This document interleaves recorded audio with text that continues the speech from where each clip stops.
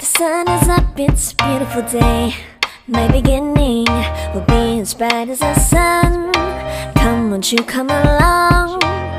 And it feels so bright, it's like luck is raining on me. Go and follow your heart, doesn't matter how far. Hello guys, paglabas ko po sa bahay,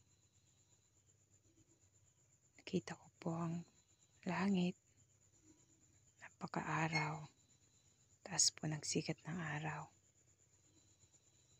Tapos habang tinitingnan ko po yung langit, tingin ko po sa mga ulap. May parte po ng ulap na nakaharap sa akin na parang hugis mukha. Nakangiti po siya guys.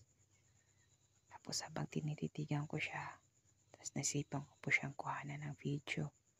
Habang kinukuhanan ko po siya ng video, lumilipat na po yung shape ng ulap. Kaya unti-unti pong nawawala yung shape na happy face. Ganon. Tapos tuloy-tuloy lang po ako nag-video. Nakikita ko po siya. Langit.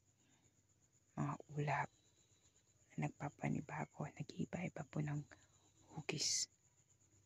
Nakakatuwa po silang tingnan guys.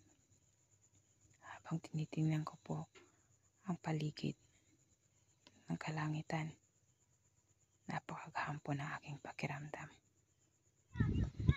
Kasama ko po guys ang aking alagang aso. Nasa may diki po ako. Sa malawang pong diki na yan. Yan po guys. Kapag mainit po ang panahon, natutuyo po ang tubig dyan. Actually po, yung dike na yan, daanan po yan ng tubig. Lalo na po tag-ulan. Alam nyo guys, nakakatakot po dyan kapag marami na po ang tubig. Kapag wala na po ang tubig, karamihan po guys, marami po ang mga farmers, nagtatanim po dyan sa parte niyan kung saan po yung pwedeng magtamnan po ng pait.